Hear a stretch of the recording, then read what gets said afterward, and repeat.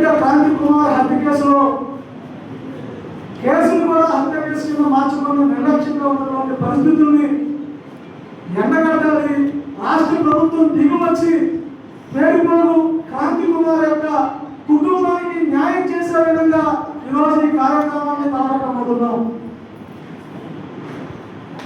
ఏ CI అయితే Nagaraju CI, Krishnalanka CI ఒక నరరూప రాక్షసుడిగా 3 నెలల పాటు మన దళిత బిడ్డ క్రాంతి కుమార్ పై అనేక రకాలుగా విమర్శలు, అవమానాలు చేస్తూ బెదిరింపులకు పాల్గొంటూ అత్యంత నీచంగా ధైర్యంగా కొట్టినటువంటి దెబ్బలకి తట్టుకోలేక గులికి ముందు తాగి ఇంట్లోనే ఆత్మహత్య చేసుకున్నటువంటి సంఘటన ఈరోజు యావత్ 2 రాష్ట్రాల్లో కూడా దళిత జాతి మొత్తం ఆవేదనతో ఉండిపోతూ ఉన్నాం. ఇదే సీఎం గారు ఒక 2 యువకులు, ఒకటి రాజా సాయి కృష్ణని తన శవాన్ని కూడా కనపడకుండా చేసినటువంటి సీఎం అయితే మనందరికీ కళ్ళ ముందు కనపడుతూ మన బిడ్డ కూడా ఆ సీఎం వల్ల మరణాన్ని పొందితే ఈ ప్రభుత్వం కూడా సావుల దగ్గర కూడా పొలాన్ని చూపిస్తున్నట్టుగా స్పష్టంగా కనబడుతూ ఉంది.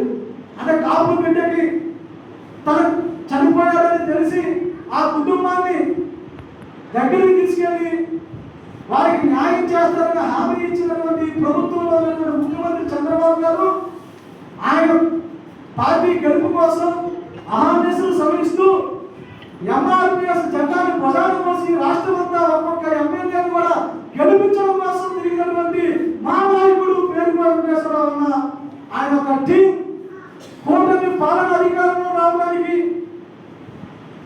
సగం వంతు మాలికులు కష్టపడితే ఆ మాలిక బిడ్డ ఈరోజు ప్రాణాలు కోల్పోయి ఉంటే ఆ కేసు కట్టించడానికి కూడా 10 రోజులుగా మేమందరం కూడా పోరాటం చేస్తూ ఉన్నాం. ఏ సీఏ నిర్లక్ష్యం వల్ల 2 వ్యక్తులు కోల్పోతే ఒక సామాజిక వర్గానికి న్యాయం చేయడం మాకు మంచిదే, కానీ మా దళితులైనటువంటి 90 లక్షల మందికి పైగా ఉన్నటువంటి మా జాతి బిడ్డలు ఓటు బ్యాంకు మీకు కనపడలేదా అని చంద్రబాబు గారు అడుగుతూ ఉన్నాం. అయ్యా చంద్రబాబు గారు, మీ గెలుపులో మేము ఉన్నాం, మీ పాలనలో మేము ఉన్నాం, మీ పరిపాలనలో మేము లేవు. మాపై చిన్న చూపు కనపడుతున్నట్టుగా స్పష్టంగా మా అందరూ కనపడుతూనే ఉంది. మీకోసం పనిచేస్తే మీరు మాకు ఇచ్చినటువంటి బహుమానాలు మా బిడ్డల యొక్క చావు మాకు ఇచ్చారని కూడా ఈ పరిపాలనలో కనబడుతూ ఉంది. ఇప్పటికైనా రాష్ట్ర ముఖ్యమంత్రి ఈ కేసు మీద స్పందించి ఒక రాష్ట్ర నాయకుడికి ఇంత గౌరవం జరిగితే ఈ రాష్ట్రంలో ఉన్నటువంటి సామాన్యమైనటువంటి మా మాదిక జాతి బిడ్డలు, మా మాల బిడ్డలు, మా దళిత బిడ్డలందరూ కూడా ఇంకెంత జరిగిందన్న ఆలోచన ప్రతి బిడ్డ ఆలోచిస్తా ఉన్నారు.